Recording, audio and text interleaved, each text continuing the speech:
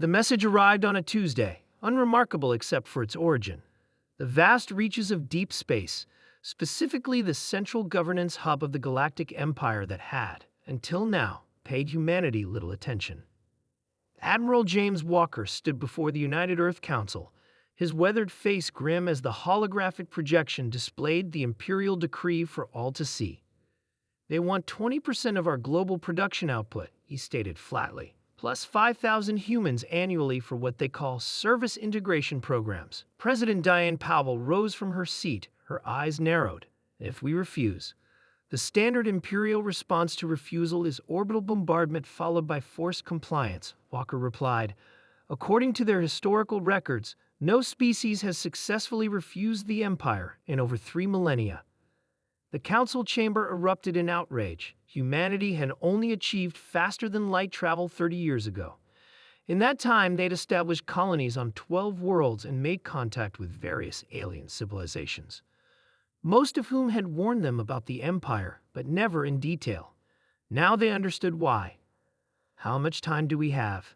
asked General Thomas Reed, military advisor to the council. 6 Earth months, Walker replied. They consider this generous. 3 days later, Project Defiance was born. Humanity had never united so quickly or completely. The threat transcended old conflicts and borders. Engineers, scientists, and military strategists worked around the clock, fueled by humanity's oldest and most powerful instinct, survival.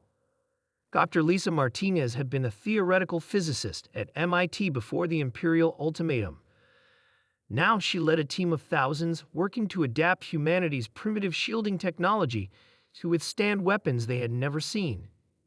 The Empire doesn't expect resistance, she explained to her team. Their power relies on intimidation and technological superiority, but they've never encountered humans before. Meanwhile, in orbit, Commander Robert Wilson oversaw the conversion of mining vessels into makeshift warships. Earth's military spacecraft numbered only 47, against an empire with millions. "We can't match them ship for ship," he told his engineers, "so we won't try."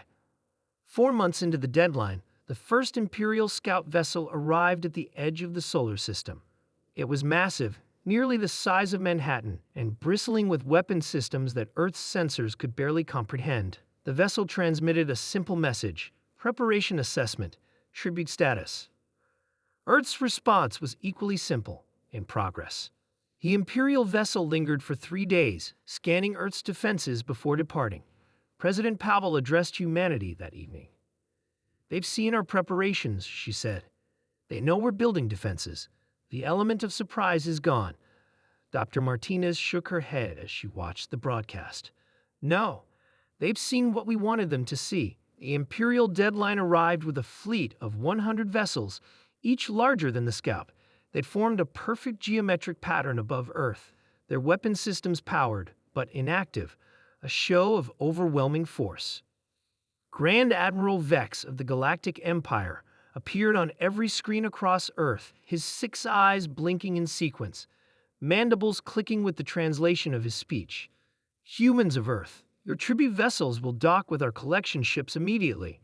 Your first installment of 5,000 service personnel will board thereafter. Compliance is mandatory." President Powell's response was broadcast to the fleet. She stood alone at her podium, no advisors or security visible. "The people of Earth have considered your demand," she said calmly. "We respectfully decline." The Imperial Admiral's facial appendages twitched in what humans would later learn was utter disbelief. "Perhaps there is confusion," he replied. "This is not a negotiation. Failure to comply will result in the standard orbital cleansing protocol." Powell's expression remained unchanged. "We understand completely, Admiral. Earth refuses to pay. The Imperial fleet's weapons powered to full capacity. Cities worldwide activated the shield systems Dr. Martinez had developed, not to stop the weapons, but to absorb and redirect their energy. What the Empire hadn't detected were the 3,000 microsatellites Earth had deployed in the months of preparation. Each contained a single quantum displacement device, technology humans had discovered accidentally while researching faster-than-light travel. As the Empire fired its first salvo, Commander Wilson gave the order. The microsatellites activated simultaneously. They didn't destroy the Imperial ships. They simply displaced small critical components of each vessel's propulsion system approximately 2 meters from their proper location. 100 Imperial warships suddenly found themselves adrift, weapon systems overloaded from the redirected energy of their own attack. "This is Earth to Imperial Fleet," Wilson transmitted. "Your vessels have been temporarily disabled. We are not defenseless, and we are not servants." Grand Admiral Vex was brought before President Powell and the Earth Council 3 days later. His imperial uniform, designed to intimidate lesser species, seemed oddly diminished in the simple concrete room.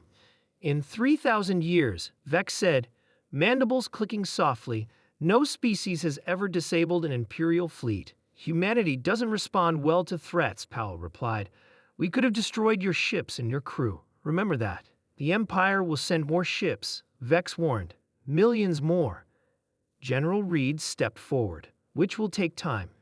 Meanwhile, we've transmitted the specifications for our quantum displacement technology to every world in your empire. Your subjugated worlds now have the means to resist." Vex's 6 eyes widened in genuine alarm. "We've studied your empire," Dr. Martinez added. "It's built on fear and tribute. Take those away, and what remains?" 1 year later, Earth led an alliance of 17 formerly subjugated species. The Empire, facing widespread rebellion equipped with human technology, proposed a treaty, the first in its history. Humanity had achieved the impossible not through superior firepower, but through ingenuity and an absolute refusal to surrender their freedom. Across the galaxy, a new phrase entered alien lexicons: to pull an Earth, meaning to defy overwhelming odds through unexpected means. The species that had been deemed too young and too primitive to be taken seriously had changed the structure of galactic civilization forever, simply because when the Galactic Empire demanded tribute, Earth refused to pay.